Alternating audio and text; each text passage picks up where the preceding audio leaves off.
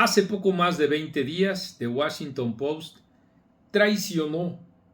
una parte de su memoria relacionada con las definiciones editoriales en contextos electorales y por primera vez en por lo menos 25 años se abstuvo de plantear su visión política respecto de uno u otro de los candidatos a la presidencia de la República en Estados Unidos. Dijo The Washington Post que su dueño en particular, en medio incluso de las propias inconsistencias que veían los editores, en general los trabajadores de ese medio de comunicación, dijo él que los medios o que una definición como la que se esperaba de The Washington Post no iba a incidir en modo alguno en las preferencias ciudadanas y en consecuencia en los resultados electorales. En etcétera, nosotros durante toda nuestra historia hemos creído y seguiremos creyendo, a veces tomando como referente a The Washington Post,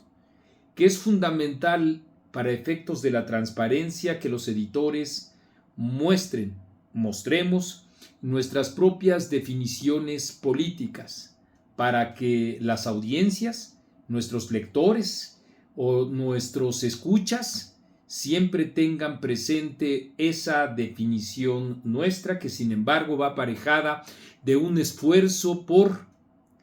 disociar el hecho con la opinión y expresar opinión la que nos merezcan esos hechos. Lejos estamos, muy lejos, de creer que un medio de comunicación y menos, etcétera, pueda incidir en los pareceres sociales de una manera tal en la que intervendría en las decisiones mayoritarias frente a las urnas. Es una pretensión que además debería escapar dentro de los parámetros deontológicos de los medios de comunicación, porque no es en la incidencia o no, a diferencia de lo que dice The Washington Post, lo que determina la transparencia para esas definiciones. Por eso nosotros, en etcétera, y sabiendo clarísimamente que somos apenas un reducto de periodismo independiente y que trata también de hacer un esfuerzo crítico frente a lo que consideramos toda una debacle en el país perpetrada por el gobierno desde 2018 hasta la fecha. Por eso, sabiendo bien que ese es nuestro papel, es que hago porque yo soy el responsable de ello, una convocatoria a la unidad política de todos aquellos actores y fuerzas sociales que se han embarcado en la construcción de un nuevo partido político. Etcétera, simpatiza sin duda con todos aquellos que buscan diseñar una alternativa a la que representa hoy la hegemonía de la autoproclamada 4T y su maquinaria política llamada Morena junto con sus aliados partidos satélites. Sobre la base también de una tendencia que muestra y demuestra al PRI y al PAN como fuerzas que se están atomizando. Y ese llamado a la unidad se dirige en particular a ti, Xóchitl Gálvez. Estoy completamente seguro de la autenticidad y de la solidez emocional con la que enfrentaste la campaña electoral federal pasada. También coincido con las enormes desventajas que tuviste que enfrentar de acuerdo con el propio desaire que los ciudadanos han hecho y siguen haciendo a los 3 partidos que te apoyaron. Incluso uno de ellos perdió el registro. Entiendo además que para esos partidos la oposición se ha convertido en un negocio, no en una disputa política, intelectual y cultural, sino en la defensa de reductos, de clientelas o de parcelas, y en ese sentido también de privilegios que nada tienen que ver con la necesidad. Me parece que esa necesidad existe de la creación de un nuevo partido. Por eso, en un principio, celebré, porque se trata de eso, de aplaudir la pluralidad en el país, el anuncio tuyo por generar, participar en la creación de un nuevo partido. Lo sigo celebrando desde luego, porque el acopio intelectual, político y cultural que para ti representó o representa ahora la experiencia próxima pasada como la candidata presidencial de la oposición, ha de ser o valdría la pena que sea uno de los elementos que enriquezcan a ese nuevo partido. Estoy completamente seguro de que tú misma has ido reflexionando en el contexto, en las razones y en las causas que determinaron la derrota electoral.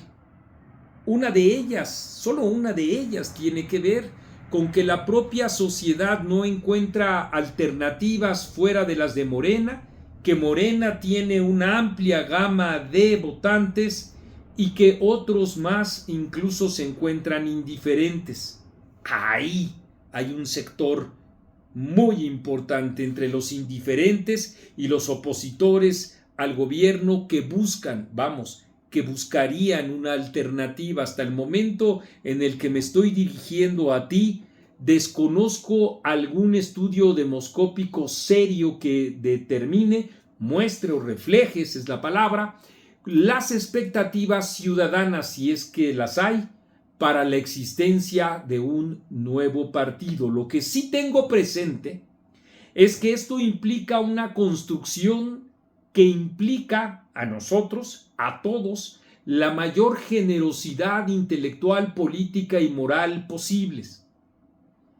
El contrarrestar los intereses genuinos de largo y corto plazo, personales, de acuerdo al perfil de cada carrera política que, como la tuya, no debe o no debería truncarse en la experiencia anterior,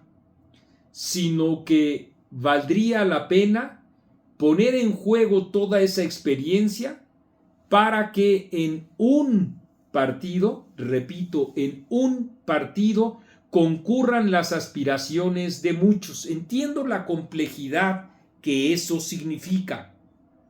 Son prácticas, son costumbres, son anhelos, son ideas, son incluso definiciones programáticas distintas, a veces contrastantes y algunas de ellas irreconciliables en toda esa franja de la población, de los ciudadanos que buscan generar una alternativa política. Sobre esa base también entiendo que la unidad por sí misma no es, ni implica, ni debe implicar un saco en donde se coloquen distintas opciones y se licúen como si con magia pudiera estructurarse a partir de eso un programa político. Entendiendo que el asunto es endiabladamente complicado, que implica recursos, estructura territorial, posibilidad de acuerdos políticos entre los actores que están diseñando un nuevo partido y todos aquellos matices que implican un extraordinario esfuerzo de cara a 2025, como para encima de todo disgregarlos. Pienso en un esfuerzo testarudo y puntual, en un compromiso político por construir o participar de esa construcción que me parece, y te lo digo con toda la franqueza como siempre lo he hecho, contigo y con nuestras audiencias, que el Frente Cívico Nacional en estos momentos representa la opción para a partir de ahí concurrir en esos esfuerzos que implican mucho más de lo que ahora he dicho. Como comento, desde ideas hasta definiciones programáticas, pasando por lo que implica, además de aprovechar la experiencia de ustedes, la generación de nuevos rostros, de nuevas caras, de nuevos discursos que puedan conquistar el entusiasmo de los ciudadanos. Eso no es poca cosa, porque no se pueden inventar ni recursos, ni estructuras territoriales, ni relevos generacionales, sino que tienen o vale la pena que tengan una o implican una enorme construcción testaruda, paciente, perseverante, que a la larga es lo que más solidez le daría. En concreto, ojalá acudas a una convocatoria que pide la unidad, que sobre la base de esa unidad, desde luego, haya respeto e incluso aliento a la diversidad. ¿Pero qué nos une? Nos une, me parece, el poder contener la ofensiva autoritaria del gobierno y también contener el deterioro de las leyes y las instituciones que hoy tienen sumido al país en un régimen autoritario. Une, me atrevo a decir, nos une no solo el deterioro, al parecer hasta estos momentos ineluctable, de la democracia, sino nos une los jinetes del apocalipsis populista. El problema que viven los ciudadanos en la inseguridad, en la prevención de la salud y en la corrupción.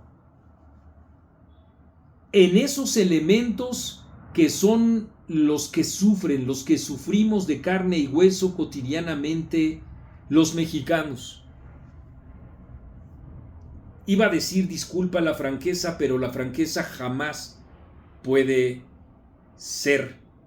o tener o merecer la disculpa de nadie cuando se trata en sí misma de una virtud. En eso deberían encargarse los principales esfuerzos, más que en hacer videos chistosos, simpáticos, buenaonditas, que nos pueden hablar de cualquier cosa en el mercado, de cualquier curiosidad con el perrito o de cualquier grasejada con el marchante. El horno autoritario no está para bollos demagógicos. Vale la pena, porque sé que con la franqueza que tú hablas también te gusta que te hablen, un acercamiento adicional con empresarios, con actores políticos, con medios de comunicación, etcétera, para que se concurra en este esfuerzo. Dije y lo reitero, me parece que lo más logrado en estos momentos es el Frente Cívico Nacional, que dará su llamado el próximo sábado y que tengo toda la expectativa porque un elemento clave de su propia oferta sea la unidad, pueda ser un factor de concurrencia de múltiples otros actores. Lo contrario es pulverizar, diluir, empobrecer aún más los reductos opositores y así facilitarle más al gobierno esta tarea de destrucción de la democracia y esta tragedia que está implicando como responsable de las políticas públicas. Ojalá que eso sea motivo para que reflexiones, hagas un alto no sea el momento de privilegiar diferencias, de recordar experiencias ingratas, sino de poner en juego alma, vida y corazón para lograr en el presente tejer un futuro al menos menos ominoso que el que nos representa en la actualidad Morena. Xóchitl, la unidad, sí se puede.